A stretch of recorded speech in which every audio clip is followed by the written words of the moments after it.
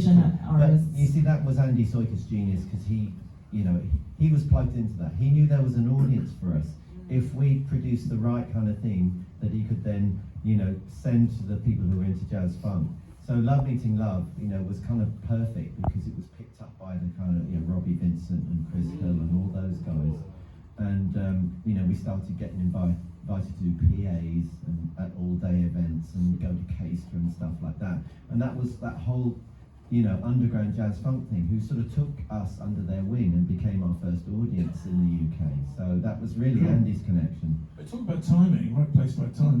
There was a scene that we just plugged straight into. We did we put out Love Meeting Love, and then immediately we're doing Hammersmith Palais with multi-bands, with Shack Attack and Morrissey Mullen and all this sort of stuff. We didn't have to work at it, we had to work hard in the sense of playing the gigs and learning how to do that, but there was an audience. It was walked into it, That's amazing. I thought you were part of this kind of whole scene, but I guess you were kind of isolated and invited in. It was, as you said, right place, right time. I do also want to rewind to Robin Scott, because when you did work with Robin Scott, who of pop music M fame, you met someone very special who became your fifth member. Can you tell us about that? I just mentioned, as I spoke to Robin 2 days ago, he's had an incredible viral TikTok thing going on. I don't know if you follow TikTok. Apparently pop music has 600 million views on TikTok.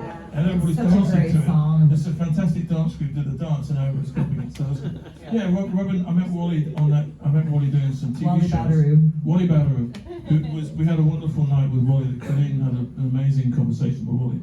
And it was absolutely incredible to meet him. And he was he was only 2 years older than me, but he's always seemed like an incredible grown-up compared to me. In fact, all of us, he was like the grown-up, But he was so talented, and we got on board. And again, Robin, I was penniless. We were penniless. We never broke. So in order to do Love Me Till Love, that session, I borrowed the money off Robin to fly Wally over for that session. Otherwise, there was no money to get Wally on that track, And Mike wasn't too happy about it, because it was like, what's his keyboard player doing? Yes, that's exactly my first reaction. It's like, why is Phil getting another keyboard player? Like, hello? And then what Phil said to me, was the phrase that I remember Phil using. He said, but the thing is, Wally's a sound merchant. And because Phil had the whole experience of doing the M album with Wally and seeing him work and seeing him sort of come up with these amazing synth sounds, because I didn't know much about synthesizers or programming, but Wally did. And once I saw him in action, I thought, that's why. And Wally added to our sound, and then we very quickly found that we kind of complemented each other, and we weren't stepping on each other's toes at all, because what I would come up with, he'd come up with something from like over there, and I'd come up from over here.